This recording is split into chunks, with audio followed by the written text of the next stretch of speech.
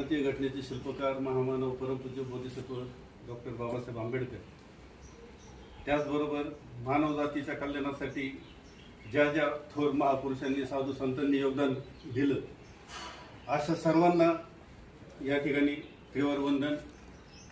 त्याचबरोबर आजच्या कार्यक्रमाला खास उपस्थित आमचे साहेब हनुमंत अप्पा,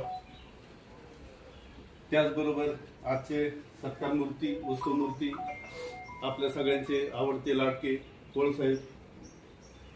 त्याचबरोबर आज आपल्यामध्ये एक अशी व्यक्ती उपस्थित आहे की बऱ्याच लोकांना माहीत नसेल, आज त्यांनी पाहिलं असेल आमच्या कोळताई, की ज्यांचं योगदान मी असं तुम्हाला सांगतो की पोळ साहेबांपेक्षाही अधिक सक्रिय अशा आमच्या कोळताई सामाजिक कार्यात. ज्यावेळेस आम्ही या ठिकाणी फुले आंबेडकर विचार मंचाची सुरुवात केली, काम चालू केलं, त्यावेळेस आम्हाला भक्कम पाठिंबा देणाऱ्या, म्हणजे ज्यावेळेस आम्ही पुण्यामध्ये सांस्कृतिक भवनामध्ये कार्यक्रम घ्यायचो, त्या कार्यक्रमाला आवश्यक उपस्थिती ठेवून आम्हाला मार्गदर्शन करायचे की तुम्ही किंवा आंबेडकरी चळवळीकडे असतं.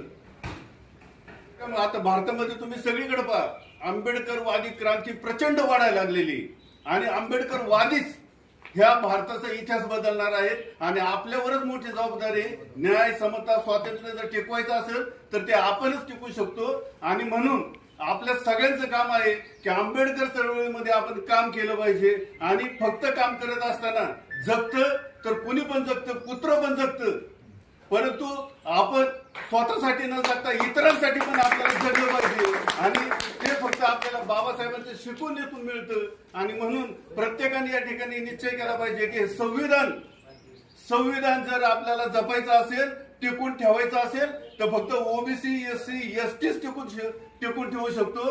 ही आज आपल्या मनाशी या साहेब जे रिटायर होतात या निमित्तानं हे आपण मनाशी खोलगाट बांधली पाहिजे की आपणच हे संविधान टिकू शकतोय. आपणच या जगातल्या 140 करोड लोकांना न्याय फक्त आपणच देणार आहे. आपण मनामध्ये ती तयारी ठेवली पाहिजे आणि काम केलं पाहिजे. या ठिकाणी सगळ्यात पहिल्यांदा मी तुमची दिलगिरी व्यक्त करतो. माझी सोसायटीची मीटिंग होती, त्यामुळं मला लवकर येता आलं नाही. त्याचबरोबर आम्ही